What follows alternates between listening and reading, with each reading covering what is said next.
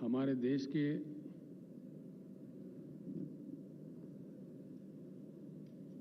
राष्ट्रपति चुनाव के लिए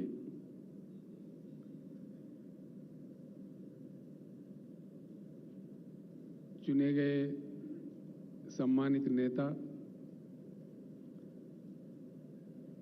माननीय यशवंत सिन्हा जी,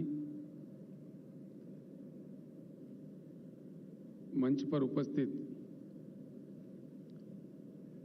टीआरएस पार्टी के लोकसभा के नेता श्री नामा नागेश्वरराव जी, राष्ट्रपति चुनाव के लिए कोऑर्डिनेशन कमेटी जो बनी उसके चेयरमैन भूतपूर्व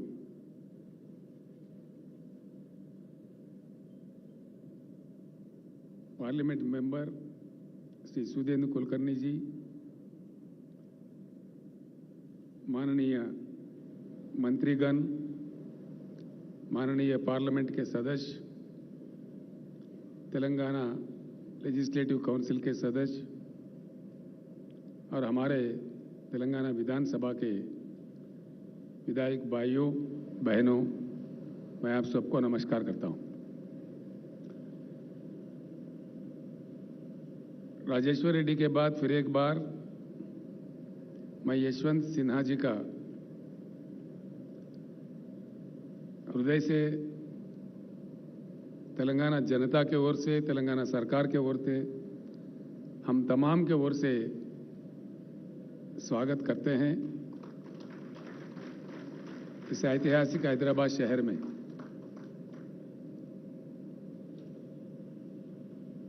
यशवंत सिन्हा जी एक अच्छे सच्चे टॉल पर्सनालिटी है। उन्होंने अपने करियर एडवोकेट के रूप में स्टार्ट की है, बाद में वो आईएएस अधिकारी भी बने, अधिकारी के रूप में भी कई सेवाएं देश को उपलब्ध कराए। उसके बाद राजनीति में आए और सम्मानित रूप से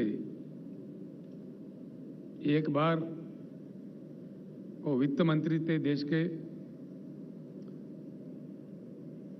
और एक्सटर्नल अफेयर्स मिनिस्टर भी रह चुके हैं। उसके बाद उनके जो इनसाइट्स थे, जो मंत्रालय वो संभाल रहे थे, अंतर्राष्ट्रीय स्तर पर भी पेरिस में उनको पुरस्कार दिया गया, उनको सम्मानित भी किया गया।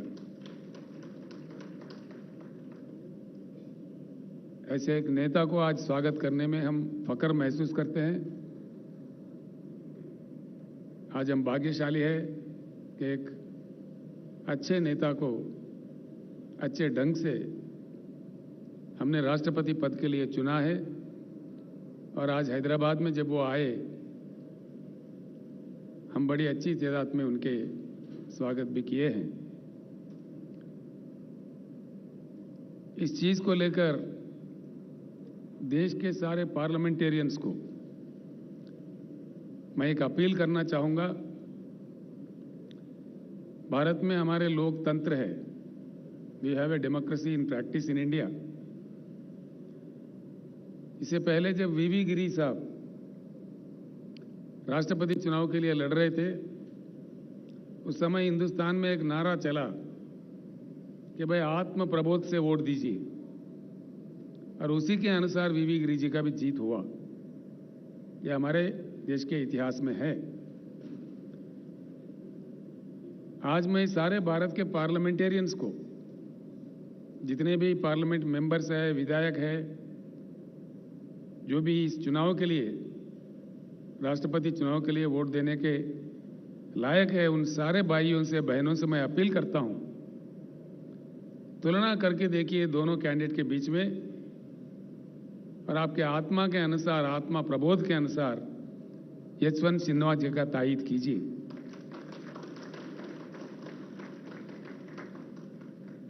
यशवंत जी, मैं दो चार शब्द जरूर कहना चाहूंगा।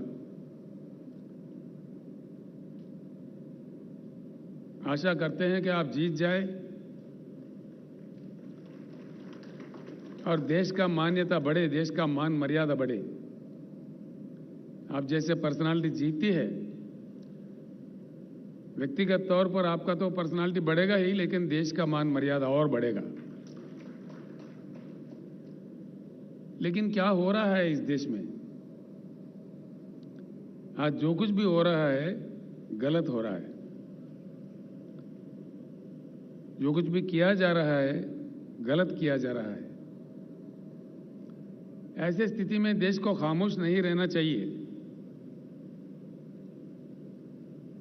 आवाज उठाना चाहिए, सबको एकत्रित होना चाहिए और एक परिवर्तन ऐसा वैसा नहीं, एक उच्च गुणवत्ता वाली परिवर्तन। We need to bring in a qualitative change in Indian politics. It's the requirement of the nation today. आज के हमारे जो प्रधानमंत्री है वो आज हैदराबाद आने वाले हैं, 2 दिन के लिए यहां रहने वाले हैं।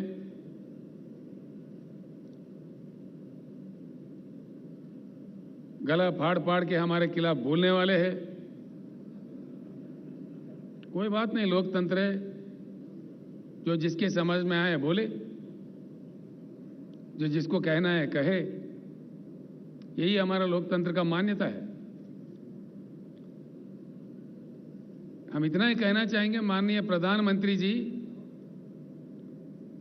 जिस प्रकार से आप विपक्षी दलों के नेताओं पे गला फाड़ फाड़ के गलत आरोप लगाते हैं, उसी प्रकार से जो संबोधित करने वाले हैदराबाद सभा को, उसमें हमारे प्रश्नों का उत्तर दीजिए। ये मांग आज आपसे देश कर रहा है। प्रधानमंत्री जी, जब आप पहली बार चुने गए थे, जनता के साथ कई आश्वासन दिए थे, कई प्रॉमिसेस किए थे। एक भी, कम से कम एक भी आपका किया हुआ वादा पूरा हुआ क्या? हम जानना चाहेंगे। तो किया है तो किस वादा आपने पूरा किया? एक भी, कम से कम एक भी टार्च लाइट डाल के भी ढूंढो तो नहीं मिलेगा। ये मैं ही नहीं, सारे देश कह रहा है।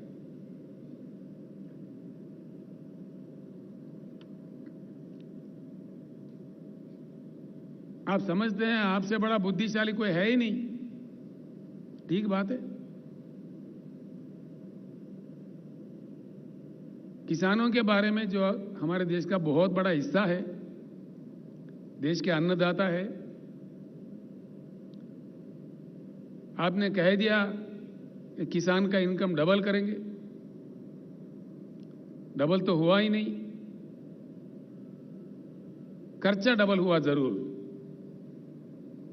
आपने जिस प्रकार से डीजल बढ़ा दिए, पेट्रोल बढ़ा दिए, बिजली का कीमत बढ़ा दिए, खाद का कीमत बढ़ा दिए, उससे इन्वेस्टमेंट डबल जरूर हो गया है। भले ही मैं हैदराबाद से कह रहा हूं कि हिंदुस्तान के हर किसान ये बात जानता है, वो उनका पर्सनल एक्सपीरियंस है। और आपने जिस प्रकार से 3 बिल लाए हैं खेती किसानी को लेकर के, 13 महीने इस देश में किसानों ने आंदोलन किया आपके सरकार के खिलाफ, आपके नीतियों के खिलाफ। आप किस प्रकार के गंदे गंदे आरोप हमारे अन्नदाताओं पर लगा रहे थे। आपने तो उनको उग्रवादी कह दिया, खालिस्तानी कह दिया, जो आपके मन में आए मनमानी कह दिए। आंदोलन लड़ते लड़ते 700 किसान का मृत्यु हुआ। आपको इस चीज का एहसास ही नहीं है।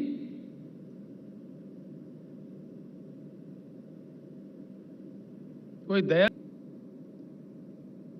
क्या ये सच नहीं कि 700 किसान मारे गए? यहां से मैंने ऐलान किया था, यशवंत जी, आंदोलन के दौरान जिन किसान भाइयों ने अपनी जान गंवाई है, उनको तो हम लौटा नहीं सकते, लेकिन उन परिवारों के देखभाल के लिए तेलंगाना सरकार की ओर से हमने 3-3 लाख रुपए हर घर में देने का घोषणा किया। और हाल ही में मैंने पंजाब सरकार के सहयोग से चंडीगढ़ तक जाके वहां किसानों के हाथ वो चेक दे दिए। इसके भी हमारे प्रधानमंत्री, हमारे भाजपा के नेता मजाक उड़ा रहे थे, आप तो देते ही नहीं, कम से कम जो देने वाले हैं उनका मजाक भी उड़ाते हैं, ये आपका राज है, ये आपका नीति है। इस प्रकार का सरकार आप चला रहे हैं इस देश में। दोस्तों, ये सोचने की बात है, जिस प्रकार के बातें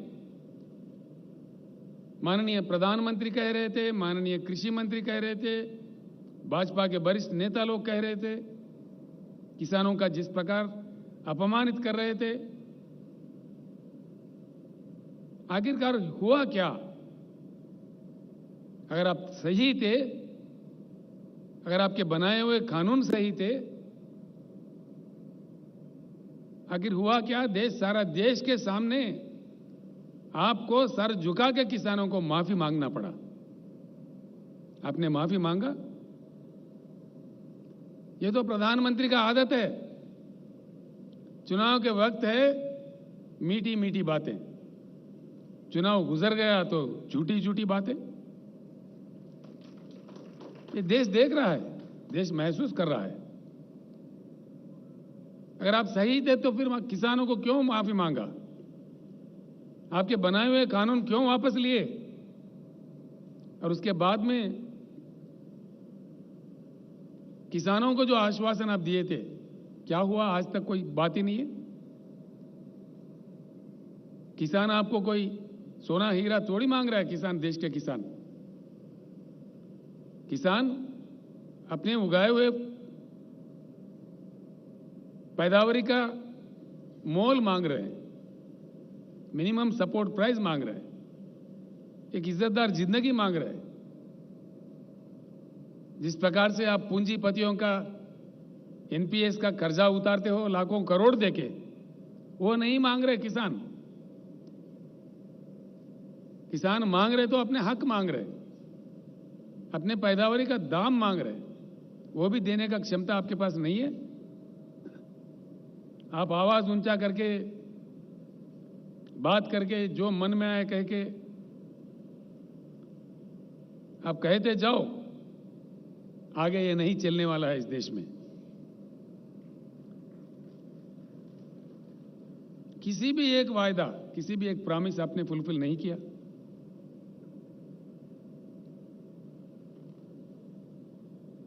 आप जो अपने आप का तारीफ करते हो, हर चीज में देश का मान मर्यादा खत्म होते जा रहा है। आपका तानाशाही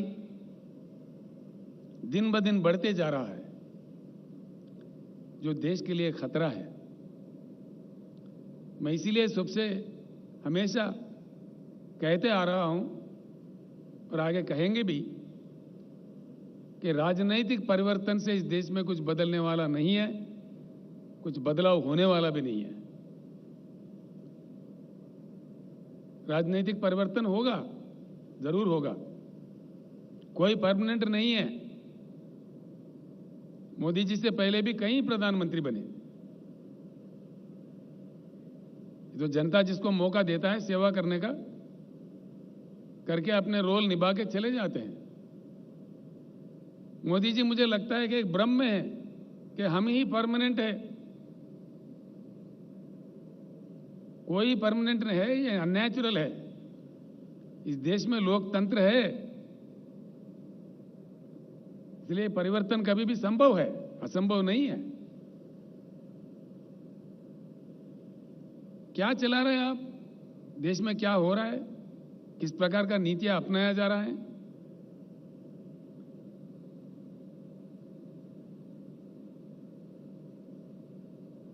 हर हालत से हिंदुस्तान बेहाल होते जा रहा है। किसान परेशान, बेरोजगार नौजवान परेशान, उद्योगपति परेशान, इन्फ्लेशन बढ़ रहा है, प्राइस राइज हो रहा है एसेंशियल कमोडिटीज का। आपका एडमिनिस्ट्रेशन का गुणवत्ता क्या है? क्या नतीजा मिला है इस देश को? Grass misuse of all constitutional bodies, grass misuse दिन ब दिन देखने को मिलता है इस देश में। आप हावी है, आप प्रहार कर रहे हैं। जो आपके विरोध में बोलता है उनको सताया जाता है। लोकतंत्र का खात्मा कर रहे हैं आप, लोकतंत्र का हत्या कर रहे हैं। राज्यों के सरकार को गिराने में आप व्यस्त है।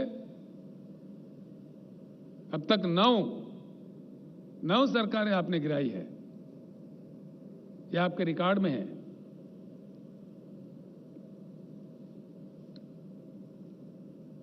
इसका नतीजा क्या हो रहा है? किसी भी तरफ देखो बेहाल हिंदुस्तान।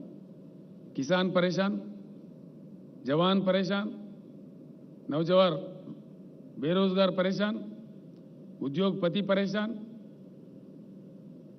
कौन खुश है आपके सरकार से?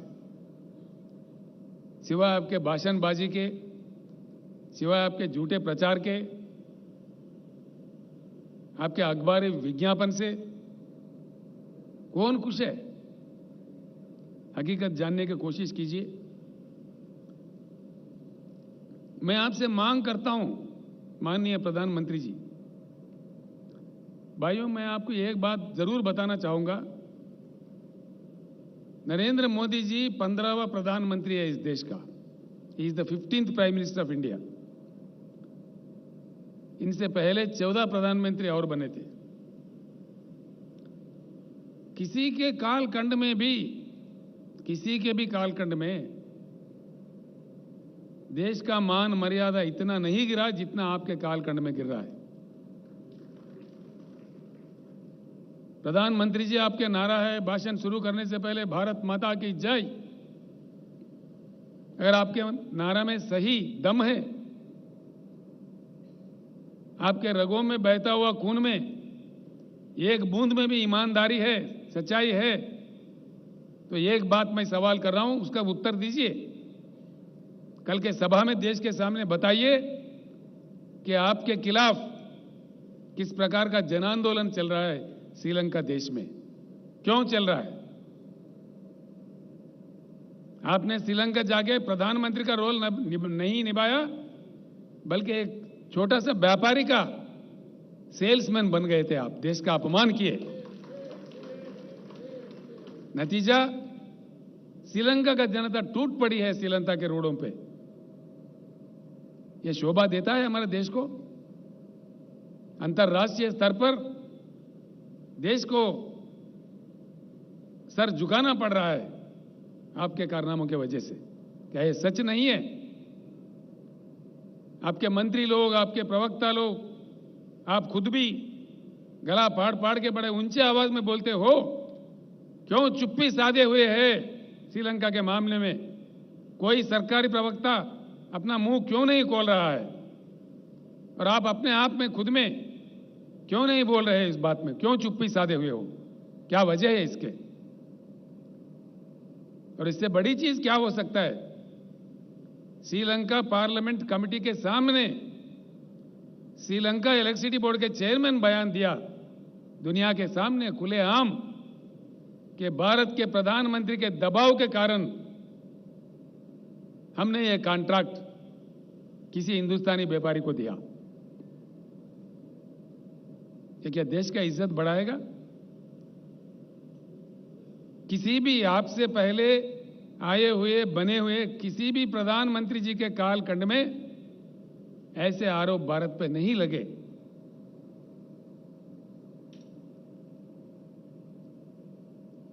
भले ही आप खामोश हो, हम खामोश नहीं बैठेंगे। हम जरूर लड़ते रहेंगे। व्यक्तिगत रूप से मुझे भी नरेंद्र मोदी से कोई लेना देना कुछ नहीं है। आपके जो पॉलिसीज है, जो किसान विरोधी, जनता विरोधी, लोकतंत्र विरोधी, तानाशाही पॉलिसीज जो है, जिस प्रकार का जुल्म, सरकारी संस्थाओं का दुरुपयोग आप कर रहे हैं, उसके विरोध में हम बात करेंगे। पॉलिसीज पे हम बात कर रहे हैं।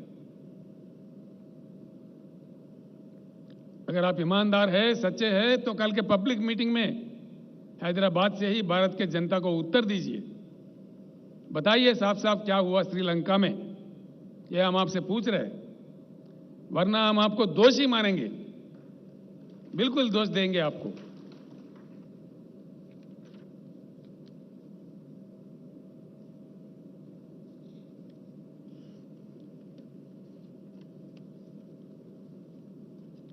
आपका और एक नारा था जब आप प्रधानमंत्री बने थे, मेक इन इंडिया। मैं पूछ रहा हूं माननीय प्रधानमंत्री जी, कुछ नतीजा मिला इसका? आपके डर से, आपके रवैया से, आपके नीतियों से पूंजीपति अपने निवेश को वापस लेकर देश से भाग रहे हैं। भूतपूर्व केंद्रीय सरकारों का गलत से पहले हमारे देश से बहुत सारा ब्रेन ड्रेन हुआ। अब आपके कालखंड में आज निवेश का ड्रेन हो रहा है। लाखों करोड़ विथड्रा करके विदेशों में जा रहे हैं। मेक इन इंडिया में लोग नहीं आए, मेक इन इंडिया में कुछ नहीं हुआ। ये तो झूठ था, बिल्कुल झूठ, सफेद झूठ। हुआ ही क्या है? कल के भाषण में बताइए क्या हुआ मेक इन इंडिया से? कुछ आया देश में या कुछ गया? कितने भारी उद्योग चले गए, कितने श्रमिक रोडों पे आ रहे हैं आपके गलत नीतियों के कारण से।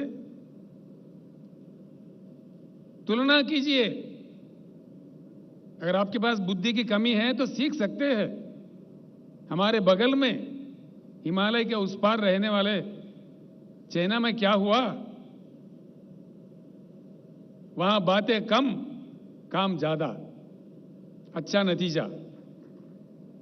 यहां हमारे पास बातें ज्यादा, काम कुछ नहीं, गलत नतीजा।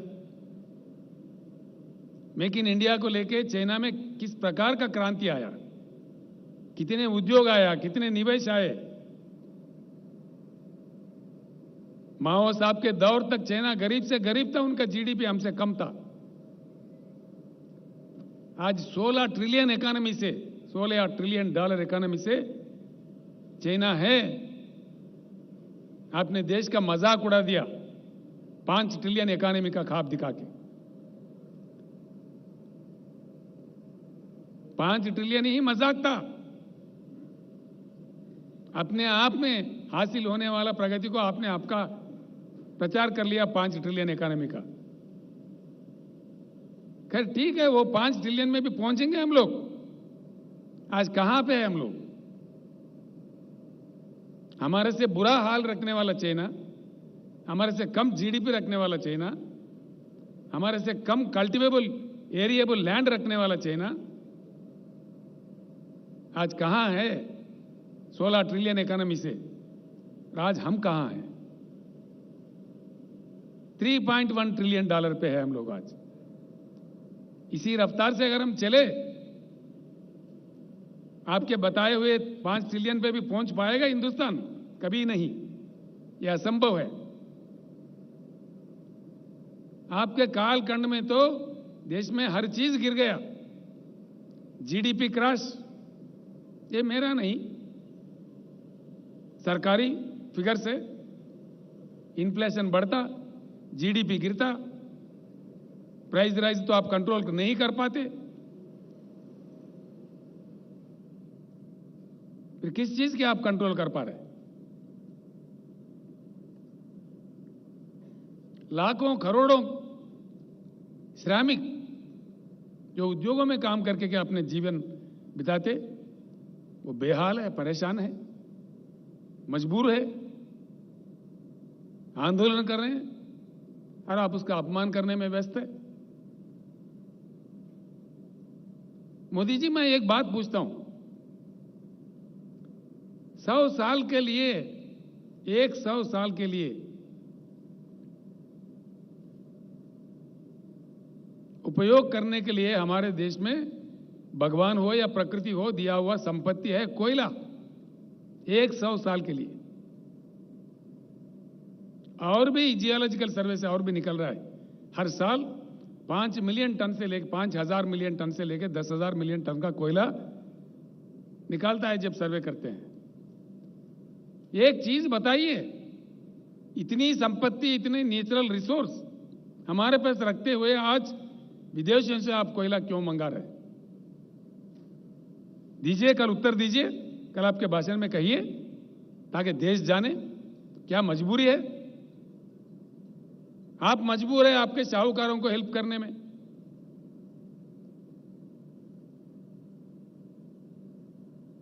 आप तो है मजबूर, राज्यों के सरकार पे दबाव डाल रहे, हुकुम पे हुकुम दिए जा रहे कि 10% इंपोर्टेड कोयला इस्तेमाल करो, वरना तुम्हारे कोल इंडिया से कोल सप्लाई बंद किया जाएगा। ये क्या दादागिरी है? जबरदस्ती है? ये लोकतंत्र का मान मर्यादा है? यशवंत जी, मैं आपके सामने रखना चाह रहा हूं, हमने इनकार कर दिया। आप जो मर्जी कर लो, क्योंकि हमारा एक इतिहास है, कोल इंडिया के अलावा हिंदुस्तान में एक ही राज्य है जिसके पास एक कोयला खाना है, उसका नाम है सिंगरेनी कॉलरीज। हमने कहा हमारे खुद का कोयला है तो हम क्यों ले? हैरत की बात यह है, हिंदुस्तान का कोयला 4,000 के अंदर एक टन मिलता है। मोदी जी का जो कोयला है 25 से लेकर 30,000 का मिलता है, 4 गुना 5 गुना ज्यादा दाम देके, क्योंकि इनका दोस्त है एक साहूकार, वो इंपोर्ट करता है। इसीलिए मैं आपको टाइटल दे रहा हूं कि आप प्रधानमंत्री का काम नहीं कर रहे हो, आपके साहूकार दोस्तों का सेल्समैन बन के काम कर रहे हो। हाँ बिल्कुल।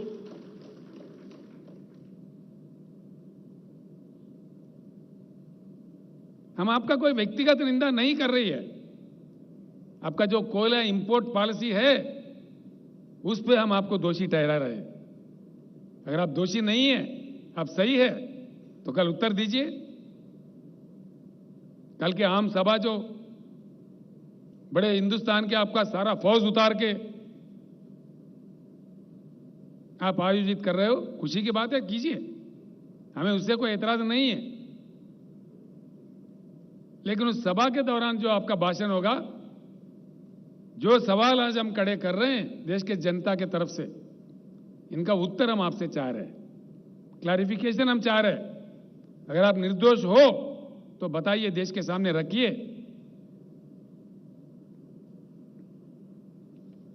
मेक इन इंडिया नए उद्योग तो नहीं आए, जो ऑलरेडी है हमारे पास वो भाग रहे। फिएट कंपनी चला गया, फोर्ड कंपनी चला गया, जनरल मोटर्स चला गया, डॉटसन चला गया, यूनाइटेड मोटर्स चला गया, हार्ली डेविडसन चला गया। क्या ये सच नहीं है? यह है मेक इन इंडिया का नतीजा? ये तरीका है देश चलाने का? इन चीजों से देश का विकास होगा? विकास नहीं, सत्यानाश होगा। अगर ये माहौल ऐसे ही बने रहे, पूंजीपति अपने निवेश को विथड्रॉ करे, हमारे देश से इंडस्ट्री भाग रहा है, निवेश का ड्रेन हो रहा है, हम स्पेक्टेटर बने रहेंगे, देश का सर्वनाश होगा। बड़ा ही दुख होता है, हो क्या रहा है और प्रचार क्या किया जा रहा है। ये कितनी गलत बात है। हमारे इतने विशाल देश है, विशाल जनता है, 140 करोड़ पे पहुंच रहा है हमारे पॉपुलेशन। इनके साथ जो आप खिलवाड़ा कर रहे हो, मजाक कर रहे हो, ये देश के हित में अच्छा नहीं है। बिल्कुल गलत है। आपने एक भी बात निभाया क्या? आपने कह दिया काला धन वापस लाएंगे, आया क्या मोदी जी? अगर आया तो कहां आया? अरे आखिर हम जानना चाहते हैं कितना काला धन वापस आया भाई।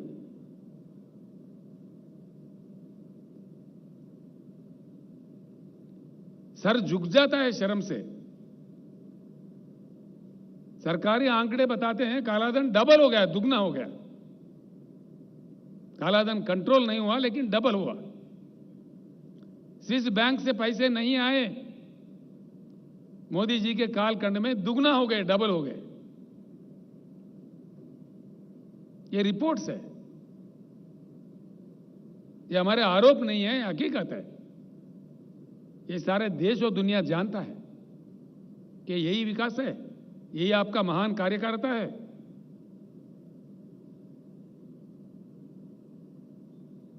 एक भी वादा, कम से कम एक,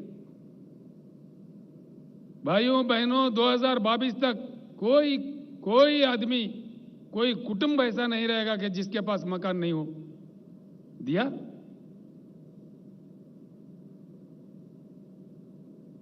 हम तो 2022 में आ गए, मोदी जी अभी नहीं पहुंचे 2022 में। बड़ी अजीब बात है।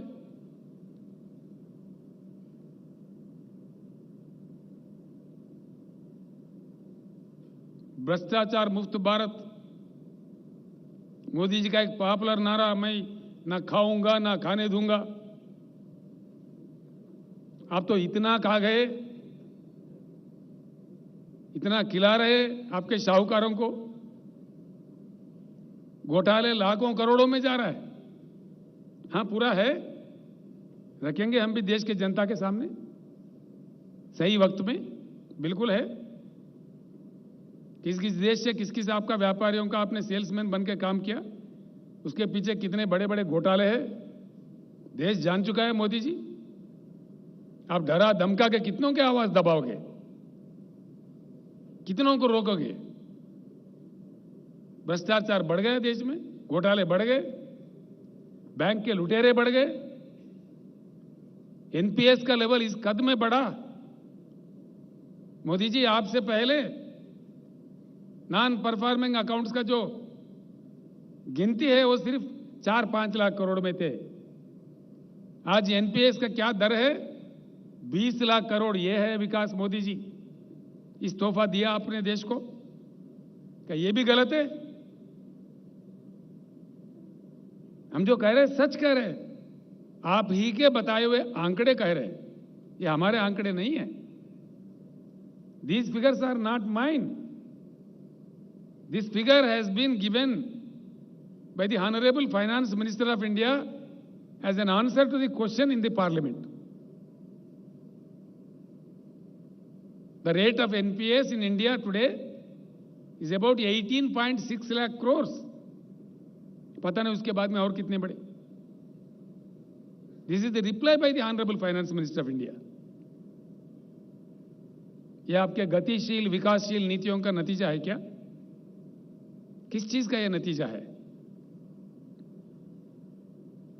आपके गलत कारनामों से, गलत उसूलों से, गलत फैसलों से देश का मान मर्यादा गिर रहा है, जीवन प्रमाण गिर रहा है, लोगों में आक्रोश बढ़ रहा है। ये सच है। 15 लाख देंगे, हर किसी के खाते में आ जाएंगे। 15 पैसे नहीं है। लोग इंतजार कर रहे हैं, कभी कह रहे हैं मोदी जी हम तो आपको वोट देते रहेंगे 15 लाख जब तक हमारे खाते में नहीं है। आशा है कि आप देंगे।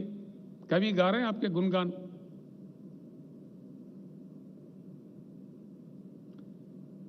किसी भी वादा, उद्योगपतियों के साथ, छोटे उद्योगों के साथ आपने जो वायदा किया, एमएसएमई को 1 घंटे के अंदर लोन देंगे, महीनों भर भी इंतजार करें, नहीं मिलता। बस आपका वादा रह गया। मोदी जी आप जब रुपया गिर रहा था, जब माननीय मनमोहन सिंह जी प्रधानमंत्री थे, आप अपने गला फाड़ फाड़ के बोल रहे थे आज रुपये का वैल्यू क्या है, मैं पूछ रहा हूं आपसे, कल उत्तर दीजिए। भारत के इतिहास में पहली बार सबसे नीचा वैल्यू किसी प्रधानमंत्री के समय में नहीं हुआ। यह भी आपको शोभा देता है प्रधानमंत्री जी? 79 रुपीस यूएस डॉलर के प्रति आज हमारा रुपये का वैल्यू है 79 रुपीस। अरे बाप रे, ये देश का हालत को बता रहे हैं। आपका कितना महान एडमिनिस्ट्रेशन है, इसका ये नतीजा है। आप ही कह रहे थे, मैं जानना चाहता हूं भाई, नेपाल का रुपया नहीं गिरता, बांग्लादेश का नहीं गिरता, सिर्फ भारत का ही क्यों गिरता? हम जानना चाह रहे हैं मोदी जी, आज भारत का ही रुपया क्यों गिरता?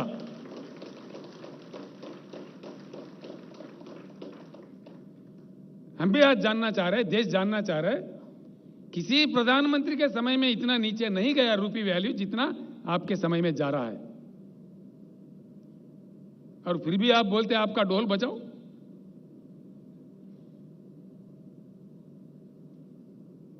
क्या यह सच्चाई नहीं है? अगर आप निर्दोष हो, इसका उत्तर दीजिए कल के सभा में, जनता को बताइए। हम खुलेआम पूछ रहे,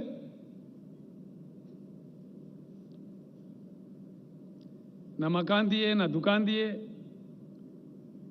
न वादा किया गया पैसे दिए, न नौकरी दिए। 2 करोड़ नौकरियां हर साल।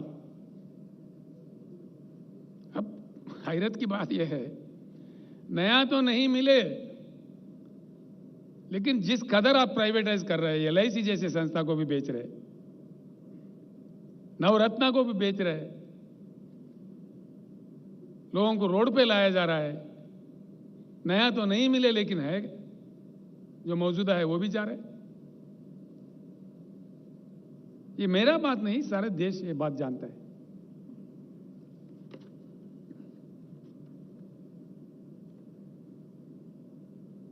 अब इतनी बड़ी लिस्ट है जो पढ़ के मुझे हमारे मधुसूदनाचार्य साहब ने लिख के दिया। मैंने बोला चारी साहब कुछ बैठ दीजिए, यशवंत जी आ रहे हैं, सभा है। अब इसको पढ़ दूं तो और 2 घंटे लगेगा। पढ़ना चाहिए, बाद में पढ़ेंगे, बहुत समय है। मोदी जी, आपका कालखंड में इतनी खूब, एक भी काम आप कामयाब नहीं रहे। एक भी काम। आप अपने आप को रिव्यू कीजिए एक बार, मन से इंट्रोस्पेक्ट कीजिए, क्या हो रहा है। गंगा जी को बहुत पवित्र मानते हैं हम लोग। गंगा जी का पानी पूजा पाठ में हम इस्तेमाल करते हैं। इतनी पवित्रता, इतनी मान्यता। गंगा जी में अपने बुजुर्गों का अस्थि निमज्जन करते हैं हम लोग। हाँ, इस बात में मोदी जी का एक बहुत बड़ा विकास इन्होंने किया है। पवित्र गंगा में इन्होंने अस्थि नहीं बल्कि मानव शरीर को ही बहा दिया। शव बहे, हजारों के तादाद में शव बहे। कोरोना कंट्रोल में पूरी तरह से आप फेल्यूर हो गए। लाखों लोगों का मृत्यु का आप कारण बने। सडनली जो ओवरनाइट आपने लॉकडाउन अनाउंस किया, आजादी के बाद the largest trauma faced by the Indian polity, you made the people, lakhs of people, crores of people to walk on the roads. दुख होता है। जो वीडियो कॉन्फ्रेंसेस कोरोना का समय में ये कर रहे थे, मैंने सुझाव दिया था यशवंत जी, बड़ा दुख होता है। मैंने कहा भाई ट्रेन तो दे दो, कम से कम उनको भेज देते हैं, ट्रेन चालू करो। शर्म की बात तो यह है, उतने गंभीर समस्या जनता फेस कर रही थी, दुखी थी जनता। मोदी जी कहता फ्री ट्रेन नहीं देंगे। यशवंत साहब, आप जिस राज्य से आते हैं वहां का भाई बंधु हमारे पास कई इलाकों में काम करते हैं। लाखों लोग बिहार से, झारखंड से, बंगाल से, उत्तर प्रदेश से, तेलंगाना में काम करते हैं कईयों फील्ड्स में। मैंने उन लोगों को आश्वासन दिया, भाई मोदी साहब नहीं दिए, लेकिन हम है, तेलंगाना राज्य की सरकार है, हम आप लोगों को तेलंगाना राज्य के विकास के प्रतिनिधि मानते हैं। आपके पसीना से, आपके मेहनत से तेलंगाना का प्रगति बढ़ती है, तो इसीलिए हमने हमारे लोगों के साथ उनको मुफ्त राशन दिया, दवाई दिया, फ्री ट्रेन 178 ट्रेन तेलंगाना सरकार के ओर से बुक करके वो घर पहुंचे तक उनको हर चीज, वाटर बॉटल्स के साथ, खाने के साथ, उनके जेब में 1-1 हज़ार रुपए देके हमने उसको विदा किया। ये है मोदी जी का नीति। देश के जनता के साथ केंद्र सरकार, देश के जनता के प्रति मोदी जी का ये प्रेम है। फ्री में ट्रेन भी अरेंज नहीं करते जब जनता दुखी है। करोड़ों जनता, एक दो नहीं, करोड़ों में।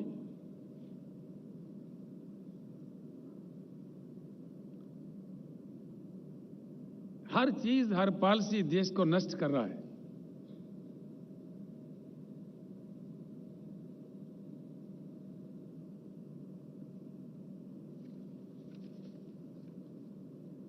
इंटरनेशनल इंडेक्सेस है, हर इंडेक्स में गिरावट, पहले से बुरा हाल, बद से बदहाल, बद से बदतर होते जा रहे हैं। ह्यूमन डेवलप इंडेक्स में हमारे स्थान 80 पर था, माननीय मोदी जी के कालखंड में 131 पे पहुंच गए। यह आपका मिसरूल का नतीजा है। हंगर इंडेक्स में हमारे भारत का स्थान 63 था। आज मोदी जी की बदौलत, मोदी जी के महान कार्यकारिता का निशाना है, हम 101 पे पहुंच गए, from 63 to 101। Individual rights, fundamental rights, Hindustan का जगह 85 था, 85, आज हम पहुंच गए 119। यहां पे भी गिरावट। बेरोजगारी ever highest in the history. Modi ji आने से पहले इसका दर, इसका percentage, it was at 5.6% unemployment in the country. Today it is.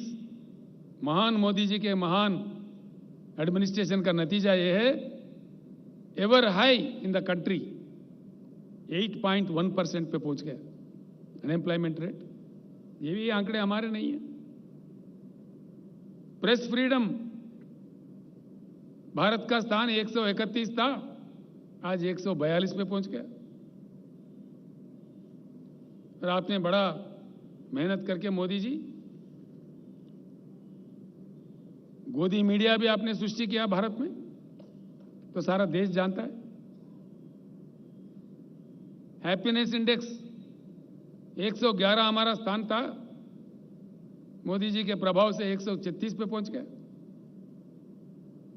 Environmental index में 180 देशों को गिना गया था, हमारा नंबर 180 आ गया। Bottom country. ये हमारा देश का हालत है। ये आपका कार्यकारिता है। आपने जिस प्रकार का मजाक उड़ाया देश का, देश के जनता का, जिस प्रकार का गिरावटें देखने को मिल रहा है राष्ट्रीय स्तर पर, अंतर्राष्ट्रीय स्तर पर, इससे हर चीज खराब होते जा रहे हैं। कईयों बातें हैं, एक तरफ ये है तो दूसरी तरफ आप क्या कर रहे हैं? Successfully killing the democracy every day.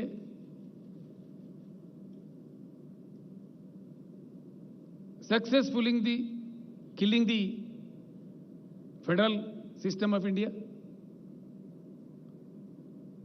राज्यों के सरकार को सताना, जो इनके बात नहीं मानते उनको गिराना।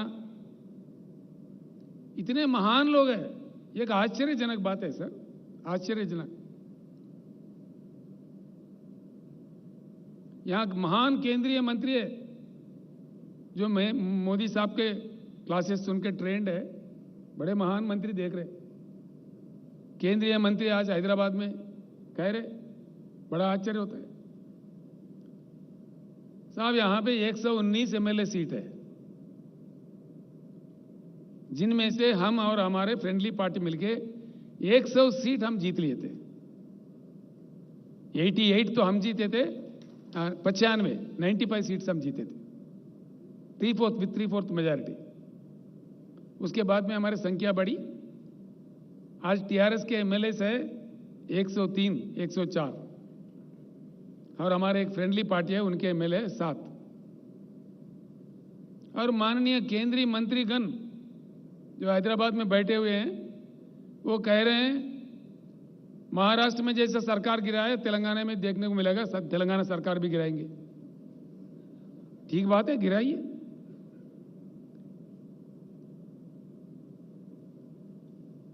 हम भी इंतजार कर रहे हैं उस बात का, ताकि हम फ्री हो जाए, आपको दिल्ली से उतार देंगे।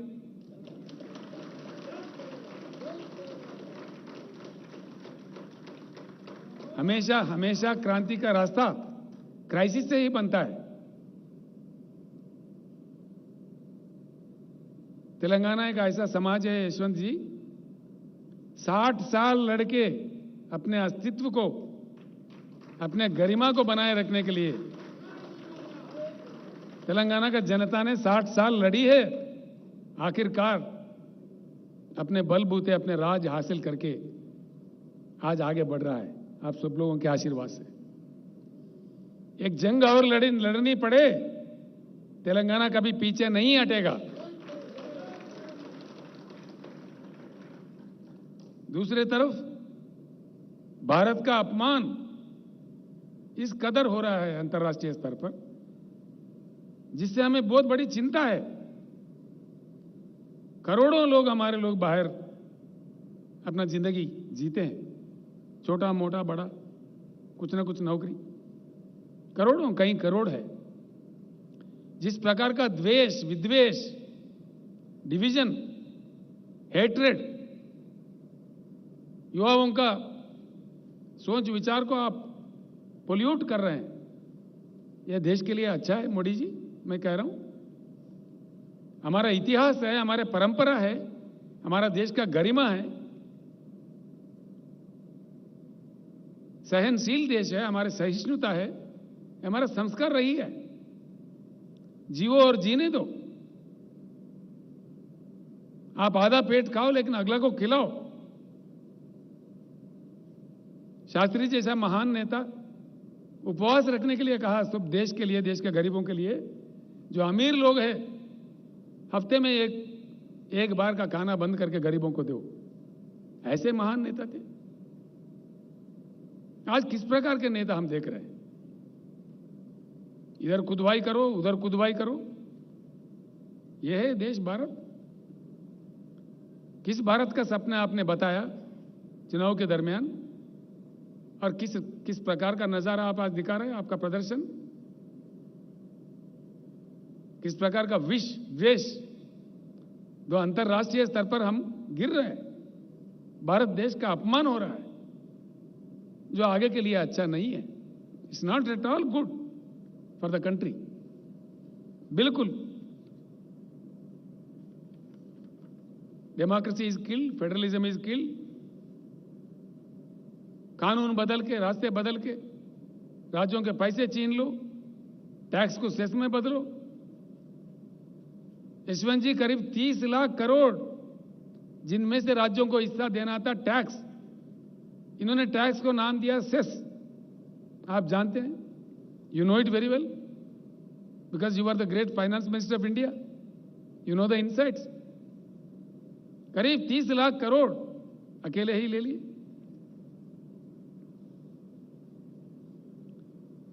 हैरत तो इस बात की है, जिनको पूरे देश ने मान्यता दी है और विदेशों में भी,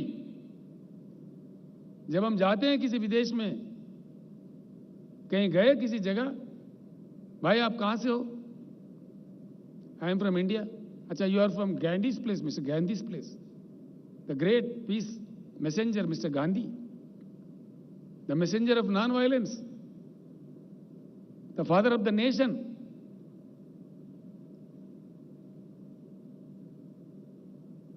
अरे आपका इतना मतलब impatience, father of the nation को भी आप लोग अपमानित करते हो।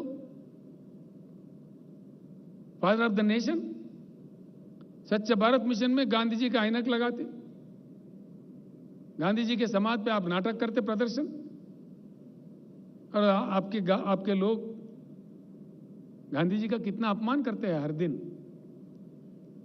इस चीज के बारे में क्या मोदी जी आपको मालूमात नहीं है कि आप इतने दुर्बल प्रधानमंत्री हैं, कमजोर प्रधानमंत्री, इनको कंट्रोल नहीं कर पाते? गांधी जी को हमारे देश में हमारे देशवासी अपमानित करे,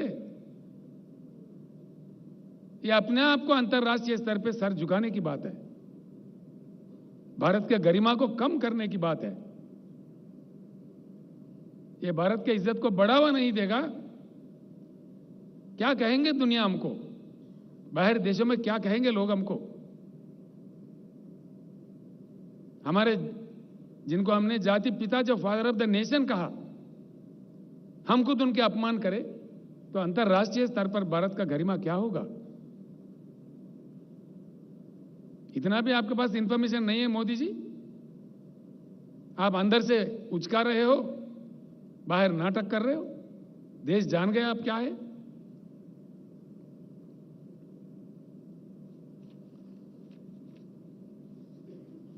अनवांटेड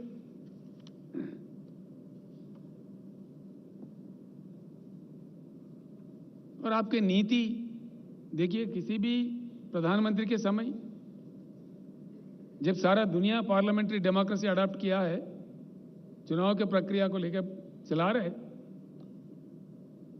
हमारे जैसे कई देश हैं जहां चुनाव के जरिए सरकारों को चुने जाते हैं।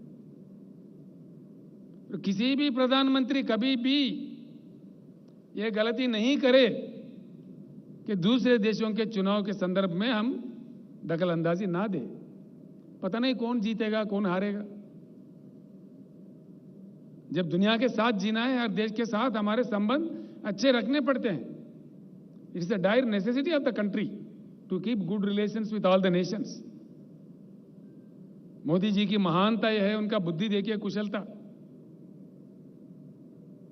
ये गए ह्यूस्टन में, अमेरिका में, अमेरिका अध्यक्ष का लड़ाई लड़ने गए और कह दिया वहां पे, अब की बार ट्रंप सरकार। अब ट्रंप गया गंगा में, तो भारत कहां जाए? ये नीति है। ये जो काम आपने किया, जान के किया या अनजाने में किया मोदी जी? कोई देश का प्रधानमंत्री ऐसे करेगा कभी भी? आप क्या समझे अमेरिका अध्यक्ष चुनाव को? अहमदाबाद म्युनिसिपल कॉर्पोरेशन इलेक्शन समझा? कोई जिम्मेदारी थी जब आप ये बात कह रहे थे? इतना बड़ा देश का क्या कर रहे थे आप? मजाक उड़ा रहे थे आप। ये है जी इनकी नीति। ये है हमारे देश के महान प्रधानमंत्री जो गला फाड़ फाड़ के बोलते हैं, धूम धूम मचा देते हैं छोटी छोटी बात पे। बताइए आपने कहा कि नहीं कहा आपके ह्यूस्टन के सभा में? अगर कहा तो क्यों कहा? मैं तो डिमांड करता हूं देश से माफी मांगिए आप। हां, बिल्कुल डिमांड करते हैं। जो अपने भारत के गरिमा को कम किया है,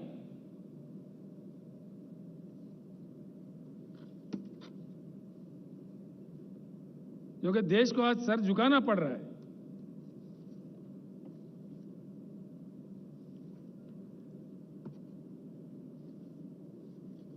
आखिर में एक बात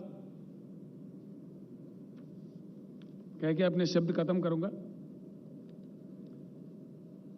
मोदी जी भगवान है ये मान रहे लोग, ठीक बात है।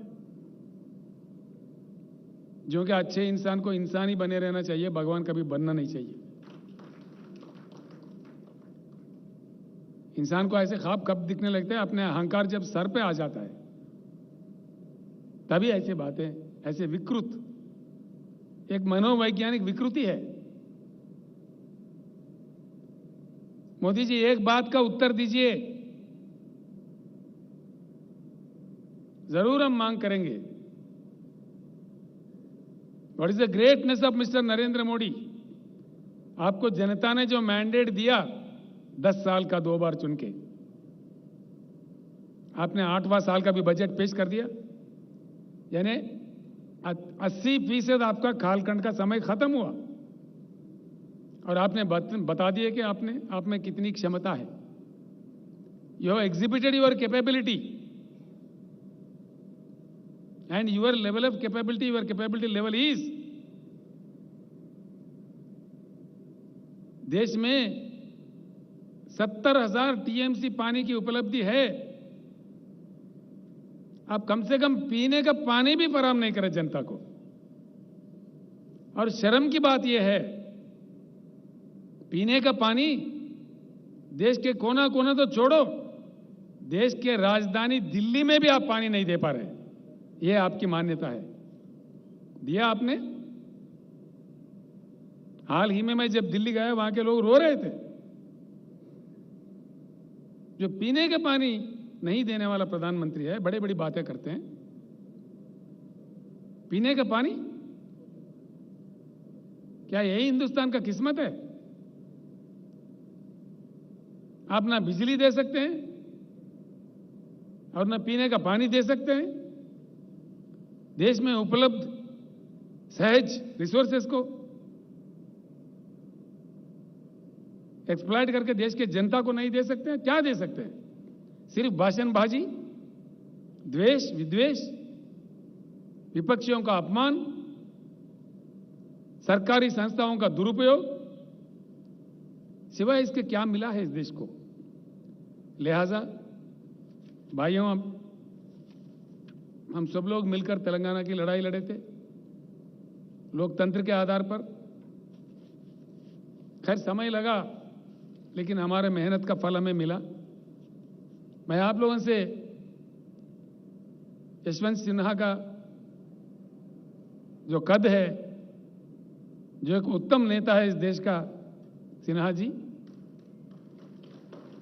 उनका समर्थन करने का इस सभा में मैं फिर एक बार आप लोगों से अनुरोध करता हूं, एक नए भारत को, अच्छे भारत को, ईमानदार भारत को बनाने के लिए फिर एक जंग हमें लड़ना पड़े। हम आज से ही शुरू करते हैं। मैं धन्यवाद देता हूं हमारे हैदराबाद शहर के नेताओं का, यहाँ के मंत्री, यहाँ के हमारे पार्टी के अध्यक्ष गोपीनाथ जी का, रंगारेड्डी मेडचल जिले के भी अध्यक्षों का और मंत्री लोगों का, विधायकों का मैं धन्यवाद देता हूं कि जितना शानदार प्रदर्शन आपने किया है। आज हैदराबाद में लोकतंत्र खिला है। The test of democracy have shown in Hyderabad today. The wonder is that the spirit of democracy is still alive in India. एक नहीं बल्कि 1 लाख मोदी भी लोकतंत्र का, हमारे देश का लोकतंत्र का गला नहीं घोट सकते। इस प्रदर्शन से आज हमने हिंदुस्तान को यही बता दिया, जिसका मुझे गर्व है। I am thankful to all of you. जिस प्रकार का प्रदर्शन आज आपने किया है, I am very very thankful to you. आगे चल के भगवान से हम प्रार्थना करते हैं कि एक अच्छे भारत बने, उज्जवल भारत बने, महान सुहान भारत बने और देश के गरीबों का किस्मत खुले। फिर एक बार हम सबके तरफ से माननीय यशवंत सिन्हा जी का हृदय से मैं स्वागत करते हुए, उनका जीत का मनोकामना करते हुए मैं अपने शब्द वापस लेता हूं। धन्यवाद।